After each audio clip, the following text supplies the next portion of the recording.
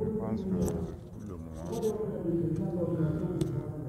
il est bon d'abord de saluer cette initiative parce que le Premier ministre, le suprême ministre de l'administration territoriale, a bien voulu rencontrer la classe politique en vue de faire le point par rapport à l'état d'avancement, par rapport à la liste électorale, la révision de la liste électorale, par rapport à la préparation, en tout cas des conditions de préparation par rapport aux futures échéances.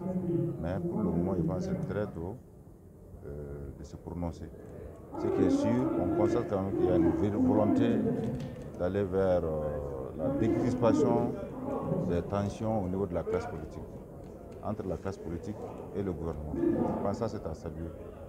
Et je pense bien avant aujourd'hui, depuis qu'il était ministre de l'administration territoriale, il a toujours, en tout cas, su prouver qu'il est un homme de dialogue.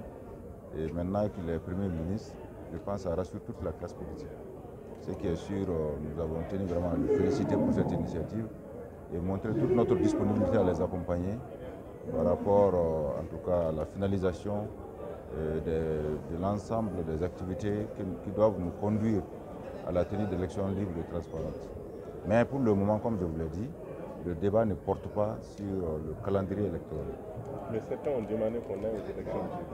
Oui, naturellement. Naturellement, je pense que tout le monde quand même veut que tôt ou tard, on sorte de cette situation de transition. Une transition aussi, il faut le reconnaître, doit avoir une durée pour que réellement les partis politiques et l'ensemble de ceux qui veulent vraiment compétir lors des échéances électorales puissent vraiment se soumettre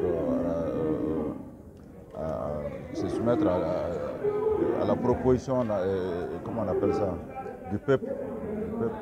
Parce que tôt ou tard, c'est quand même le peuple qui doit décider de celui qui doit conduire sa destinée. Donc pour le moment, je pense que c'est très tôt de se prononcer par rapport au calendrier parce qu'on n'a pas communiqué un calendrier. Mais comme je l'ai dit, il y a naturellement, depuis bien avant aujourd'hui, la volonté de l'ensemble des acteurs, en tout cas de pouvoir sortir honorablement de cette transition par l'organisation d'élections crédibles, libres et transparentes. Je pense que est sûr, dans les jours à venir, les débats continuent. Donc nous allons faire des propositions concrètes pour pouvoir avancer dans ce cadre, bien sûr. Merci.